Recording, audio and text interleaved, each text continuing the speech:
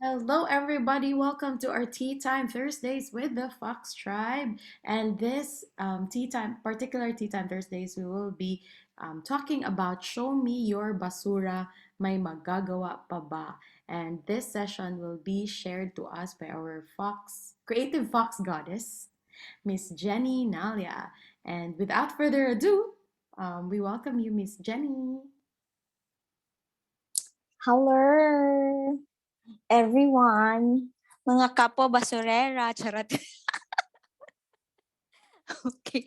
So this actually presentation is like 1 or 2 weeks um overdue now because for the past weeks we have challenges with our internet connection, and it was actually supposed to be in call celebration with the recycling week, supposed to be, but it's okay. I know in our community, the Fox Tribe, we are really recyclers by heart. We always choose to reuse our items, especially the packaging items that we usually have or use regularly, most especially the DXN products and some other stuff that we have in our um, household, because as foxes we want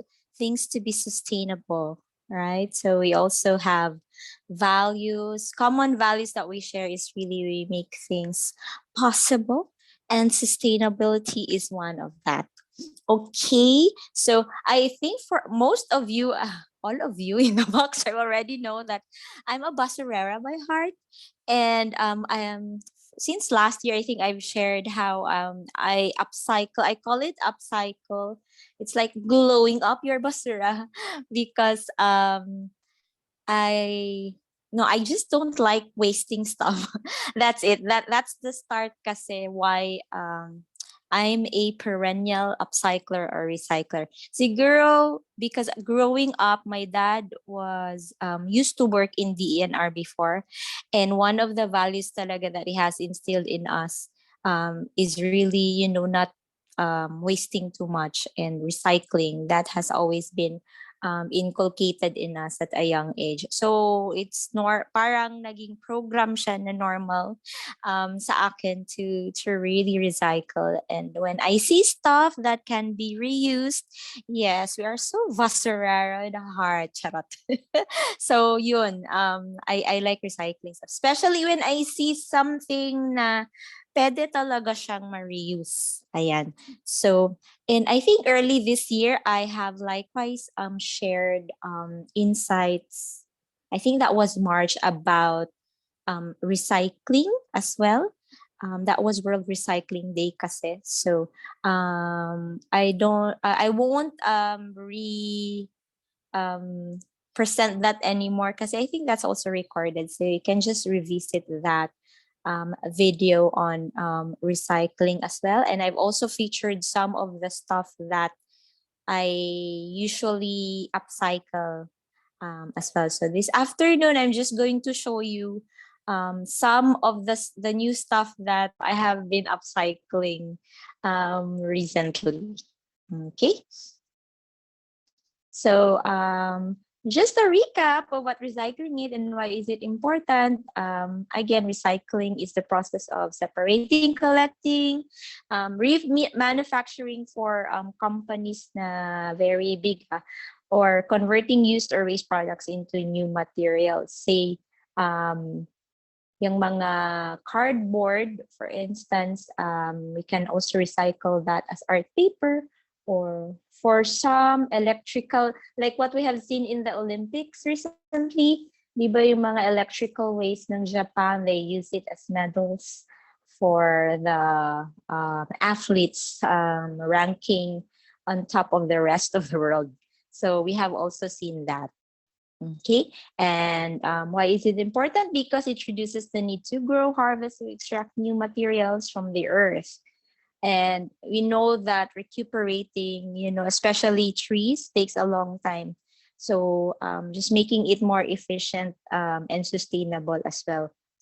And it's better to recycle existing products than to damage a community or land in search for new or raw materials. And basically, the most effective way is not to create waste in the first place. So, as much as possible, or kung pwede pa lang, I think we're there already. We are, there's a lot of people really pushing to make sustainable products, including packaging already. And we're getting there now. Almost all people really are conscious in terms of their waste production as well. Even our city has ways and means to promote recycling and upcycling and waste management talaga in general.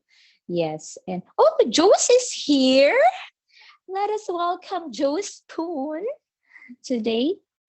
All right. Pag basura lagi, andito ka lagi, Joes. Charot lang.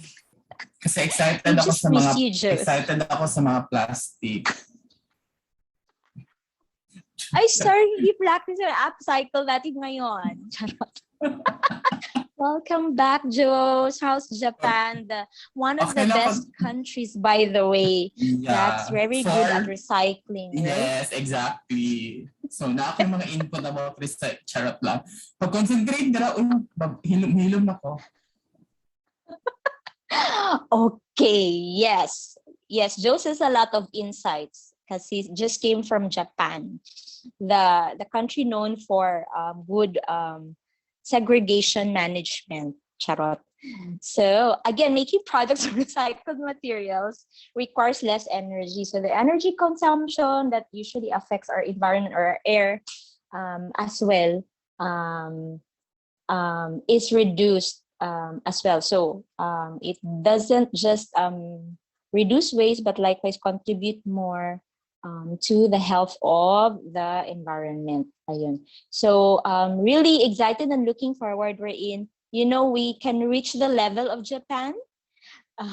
Wherein people are likewise disciplined talaga to segregate in upcycle and recycle. So that's why efforts like this, showing people tips on how to recycle and upcycle, we never get tired as well, so that parang offering people a different perspective or seeing it themselves, kumbaga, that they can do it, and it doesn't mean that it's secondhand or used already, na hindi siya it's ugly, but rather it can still be beautiful and you can glow up your trash. All right. Okay, so these are my glow up tips for your basura. Later on, I'll just show you a video of my what do you call this, my glow up process for my basura. So find a sturdy material you can work on. I think one very good example of that recently is kasi may VCO oil tayo sa DXN. So it's corrugated and it's makapal kasi siya. So it doesn't easily it doesn't easily get folded or so. And then maganda siyang covering ang corrugated box kasi well protected. Kung fragile ang material, it's well protected inside. Later on, after the presentation, I'll show you my before and after products ng upcycling. So yun, mga corrugated boxes or so, or like yung example kanina, yung sa apple jam, because I like it because it's like a drawer thingy, So maganda ang kanyang functionality ng box, for example. So you can look into materials na sa tingin nyo would just a little glow up or creativity, you can use it again. Like magazines, for instance, maganda, or pag glossy and maganda yung artwork sa magazines. Ang very good example natin dyan ay ang Artsy Quartsy. Shout out dyan sa ating Mom Shibels from the deck. Right, so just choose materials, especially sturdy ones, para mas matagal, or you can reuse it a lot of times or even forever, that you want to work on. And then wrong spelling, nakita ko wrong spelling. And then the second is choose the decorative elements. Ako, meron kasi akong collection ng mga board papers na maganda ang design, especially Japanese and mga washi papers. So you can use the design, or especially if you're working on paper, that you think would match well with your chosen material to be recycled. Ayan. And then if it's glass, for example, other than paint, of course, you can also, my suggestion is also glitter. If you have lots of glitter, kasi although glitter is not really good in the environment, but if you have a stock and you can recycle it, and then it can be used to prettify something, so might as well use that para magbring, so that it can bring new life to a certain material. Usually it works well on glasses, for example. And then the next one is, of course, pag mag-glow up ka or mag-upcycle ka, you need to wrap the things, or you need to somehow change what it looks like. So you need adhesives like glue, double-sided tapes, or hot glue or melting glue that will work well in wrapping your materials. For example, kung paper, like wrapping boxes, I really recommend double-sided tape kasi pag ang gamitin mong wrapper is like board paper, yung mas medyo matigas, mas neat kasi if you use double-sided tape. But if I use the Young Living, which was donated, by the way, by Joe, shout out to you. Thank you very much for your Basura donations. Alright. So with that, usually what I use, kasi makapal na yung Young Living na roll papers, rather paper rolls. So I use yung mga washi papers na medyo manipis. So what I use is yung glue naman. I usually use clear glue, hindi yung whitish na Elmer's glue, kasi sometimes mahihirapan siyang to turn into clear when it's super dried. So it still remains white. So I don't like that kasi medyo na it's not neat to look at. So I use clear glue, yung parang paper lang. Rather parang water lang ang mukha. So I use that with very manipis na materials, paper materials, to wrap the paper rolls. Kasi mas malinis siyang tingnan. Whereas kung double-sided kasi ang gamitin ko doon, mas tedious kasi round ang object, and then makikita mo kasi you need to wrap it all throughout kasi roll siya eh. So mas better kung glue ang gamitin. Like that. And then for glass naman, yung mga melted glue or glue with the use of a glue gun. So mas better, or again clear glue. And then if you're using glitters, for example, that works well with that. And usually kung glass, it's also paint, so it's just direct. So there's no need naman for adhesive on that. But if you want to make it sparkle, you can just apply yung mga finishing touches na parang varnish type to make it look neat as well. All right. And then the next one is i-measure. May math pa again in wrapping stuff. Ang purpose dito is actually it's okay naman if you're really good at, tansya-tansya. But ang purpose of really measuring it using rulers and stuff, or measuring the size and dimension, is just to ensure that it's neat, and then actual size siya talaga nung recycled material mo. For example, the wrapping paper, para exact ano talaga siya size and mas neat siya tingnan. So that's why we need to measure it talaga, especially with boxes. And then sometimes there are boxes pa na iba ang pagkagawa, iba yung pagka-flip or pagka-fold.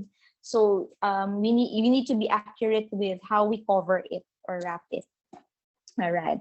And number 5, make it neat or a beautiful mess. So it's up to you. And then kung ikaw lang maggamit, so it's all right if it's a beautiful mess. If it involves paint, for instance, it's all right. It's kung gusto mo gumawa ng abstract on a glass or whatever, it's okay then. And then in my next suggestion is, if you use it for yourself, in number 6, use give sell. If you use it for yourself, it's all right as long as you want the decoration. So whatever you like na lang, go. Neat ba siya or beautiful mess, it's all right. So if you want to give it, of course, when we give, diba, somehow we want to put into consideration how the person or the recipient will how they will use it, or how they will what usually is their preference in terms of the gift. Syempre kasi sila gagamit, diba? So put into consideration ano yung preference ng recipient, kung gusto nila yung mga glittery stuff or gusto nila neat. Like, alam ko si Jose gusto niya talaga neat kasi perfectionist si Jose. Charot lang. So, I has to be neat kasi baka ma-apply ako ni Jose, no? Charot. Yung mga ganong factor. So, or kung beautiful mess naman si mom, ma-appreciate niyo yung mga abstract na art, o okay lang, di ba? Or kung i-sell, syempre, dapat kailangan neat yan. Kasi parang we're like selling a new product eh. So it has to be neat. Or meron namang market sa mga people who buy beautiful mess stuff. So depende na yan. So if parang ready-made na product kasi ibenta mo, it's alright. But there are people who will ask you to customize. It's alright. So preference pa rin yan ng recipient. Okay. And lastly, of course, find yourself other Basurera friends. Shout out to all of you guys whom you can co-create with this stuff. So I appreciate talaga friends who upcycle, recycle stuff. Yung mga recycled na wrapping ni Ma'am Shi sa mga products niya, I still keep it. And I also reuse it. Mubalik. It's either mubalik sa kanya or use it with other people. I mean, it's not that I'm cheap or I'm a gym crack. Actually, talaga yun yung basurera talaga, no. Before, hindi naman siya problem for me. I see it as a problem. Siguro it's one of my creative process. I really spend a lot in terms of buying wrapping papers or so. I think I've shared this before na. Kasama ko yung economista ko na friend. We were like shopping, Christmas shopping for gifts supposed to be sa family and mga inaanak. And then I spent 2,000 pesos or more in wrapping or wrappers alone. But with that amount, she was already able to buy gifts for all her inaanaks na 10. So parang sabi niya, grabe ka dyan. Economista pa naman yun na friend. So parang I like to prettify rather, or put more effort, much effort, other than the value, of course, of the gift, in terms of wrapping stuff. So, but then again, of course, moving on or growing to be a more conscious, especially environmentally conscious consumer. So, and since creative naman tayong lahat, so I found ways how to make other things sustainable or reusable as well. So I'm just incorporating that. I'm just making sure na at least kahit upcycled siya or recycled, it's still pretty. So people can still appreciate the wrapping, for instance. And I think it also helps that when you gift it, for example, that pag gift siya hindi siya yung packaging ng binibenta mo. Pag gift is knowing that the recipient is also, an environmentalist at heart, or a basurera by heart, kasi that they will continue on with the practice of upcycling. If not naman, in terms of packaging what you're selling, it's giving your consumer, or rather customers, an opportunity or a new perspective on how to upcycle or recycle naman. Like, for example, ang i-packaging ko using yung mga cement na Ziploc, i-packaging ko for some of my stuff. So, therefore, if that person also uses or consumes products na may Ziploc, so there's a different, a new idea for them to follow on as well. So giving you perspective. So yun yung possibility that we can create using upcycled or recycled materials, whether it's a gift or packaging ng ating mga products as entrepreneurs ourselves. All right. So this is my creative process in wrapping that apple jam box. May sound ba ito? Hala, walang sound. Wait lang ha. Share sound. Ano ba ang sound? Doon sa parang parang share sa video, merong share sound, share computer sound, something. Ayun.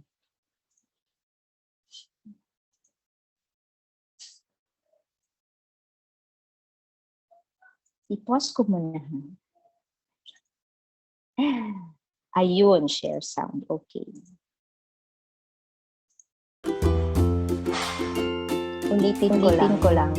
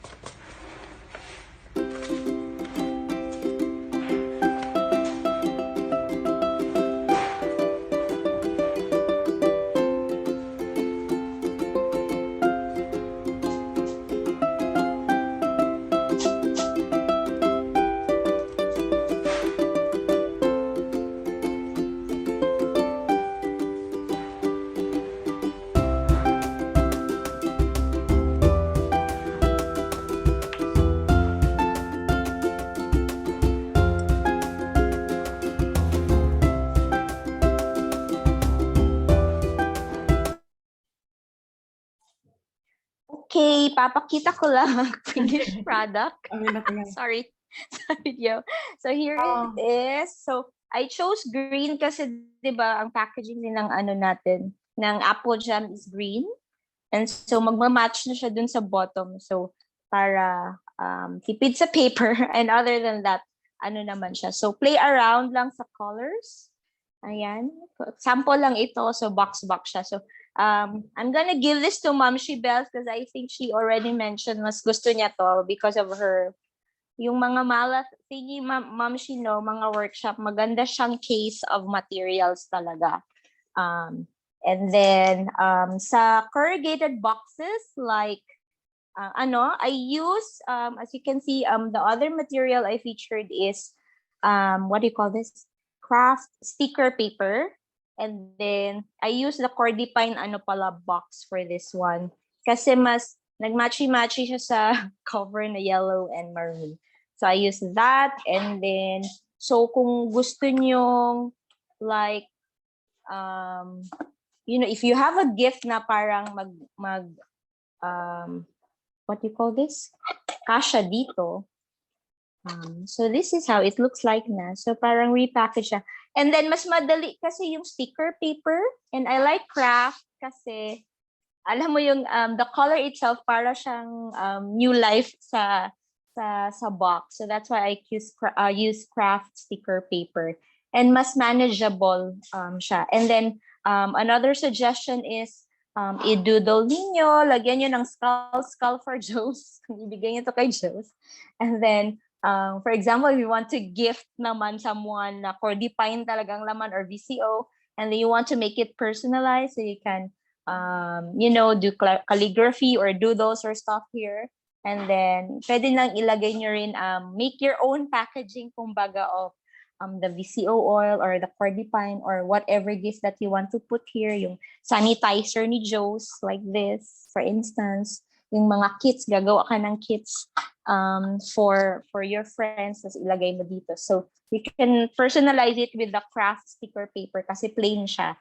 And then you can just, again, prettify it more by putting ribbons. Even ribbon, guys, talaga ako, basurera talaga. Even ribbons, I also recycle yung mga ribbons sa mga bouquet. And then, mga ribbons sa, cake, red ribbon. Yes, true. Promise, yung mga maliliit, even yung mga ribbon na bigay sa akin ng gift, I still do that, So, ang key lang dyan, kung basurera ka, para hindi ka magbukang basurera talaga, is that i-organize lang. Because I have boxes for all the cement na hindi ko pa na-process or hindi ko pa na-upcycle. And then yung mga boxes, meron akong mga, talaga dyan, storage. Gina-store ko siya separately. And then I also have a storage for all my materials. Kasi, syempre, nasa bahay lang and then nasa room ko lang. So, magmukhang basurera kung nakakalapin siya. So, inorganize ko lang. I'm an organized basurera lang. Yun lang yung last tip pala yun dapat, no? You have to be an organized basurera. So that your house or your room wouldn't look like, yung landfill ng Davao City, di ba? So, yun lang po. So those are just my suggestion. I haven't worked on my glass project yet, but magandang to work it with a chalkboard paint. Meron ganitong benta sa Daiso as well, so you can use it. It's only, I think this was on sale though, so it's 38 pesos lang. So if you want to color clear glasses or paint, pwede ring acrylic paint actually. Marami rin akong glasses here that I want to for the Christmas season. So I will just create an album for that, para ma-reduce kasi mag-year end na, guys. So yung mga basura natin nag-accumulate na, no? So kailangan na natin itapon, charot. Itapon sa na mga kamay. Cover. Like itapon natin kay Joe's. Ayan. So yun. So these are just suggestion with kasi maganda ang packaging ng DXNS. So we might as well maximize it or so. And for those who are here, murag jud pila ka million ang naadiri. No, I will just leave upcycling materials like yung craft sticker papers in Kunlun. Yes. And so that when people go there as well and you want to have ideas on how to upcycle, kung andun din ako, I can just demo how, and I will leave some of, except tong mga bigay ni Rhea kasi it's so pretty, but I also have other board papers na plain lang that you can use there as well. So may mga scissors naman tayo doon.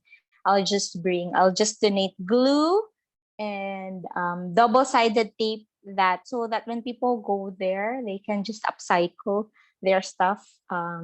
It's one way of really equipping other people or empowering other people that yes, you are also basurera by heart. Wow! So it's like converting people to be basurera.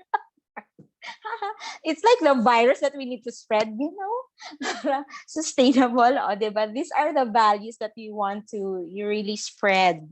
Kasi, of course, it helps the environment, and also parang makatipid sa wrapping and all. Like me, na dati sobrang I spend a lot in terms of wrapping and all, and then hoarder pag yung mga art materials, so might as well like really put it into good use. Kasi na-realize ko yun last year, nung pandemic, pati wrappers, 'di ba? Para ang hirap hanapin. Sa National Bookstore wala na masyadong magandang wrappers given the situation. So, ayun. Sabi ko, marami naman akong gamit dito, no? Bakit ba ako bibili? So, ganun na lang. So, expect na lang din, guys. It's just a lot of upcycled products that will be given to you. All right? So, yun lang po. That's the end of my presentation. And looking forward to upcycling with you when I'm in Kunlun. Okay? Yay! So maybe in the future we'll have like a schedule na katong i-paint yung mga Yes. bottles kay daghan kay botilya dere from Maureen. Yes, I know si Dindin, ang vision ni Dindin is mag-comeback ng bottles. Yes, Charot. I think na siya din ano siya sa mga botilya, dahog-dahog kasa-kasa. So wala na siya sa Empire Ron, na siya sa gawas, nagkasa-kasa na ang mga botilya, guys. Panglahi. Mambobote pala si Dindin. Bote Jaryo Bakal po. So thank you so much, everybody. And of course, honoring and acknowledging Ate Jenny for sharing her awesome expertise when it comes to creating from all of this things that we think as trash. It's like get out of the what's it called? Get out of going out of the trash. Sabi na, going out of the box. So, pwede ba daw bote sa mga beers? Pwede kaayo, spray paint lang, Oo. or kung naatay mabutang nga hugot sa mga Red Horse, dira nga botilya, pwede kaayo po. Yes. Merong material yung cutter nga that you can use, and then parang i-polish mo lang siya para gawin mong bottle. But yes, pag feel ko na yung mag-work a lot on the bottles, maybe I will buy that cutter. Glass cutter, I think they call it. Yeah. Tama. Oo, pag may makita na akong magandang ganon, supplier ng ganon. Yeah, Or true. maghanap tayo sa Shopee. Kasi, Yeah. di ba kasi classic collection din yung mga beers or drinks eh. Yes. True. Pwede good siya may mangkuan. Yeah, and we have more merchandise coming up in the future. So, and we will have like murag ka ng our own unsa na exhibit. Charot, ana. Yes. Pag drawing na pat daghan na. Basura exhibit, charot lang. Mag-exhibit ta sa itong mga artwork sa gikan sa mga nag-learn nato sa mga klase. Yeah. Yes. So thank you so much, everybody. Once again, thank you, Ate Jens, and thank you for inspiring us to create more from what we deem as trash, but it's actually more possibilities pag yun. Pwede pa siya ma-destroy and uncreate. So, Yes. yes, yeah. Thank you so much, and see you next time for our next tea time session. Bye-bye.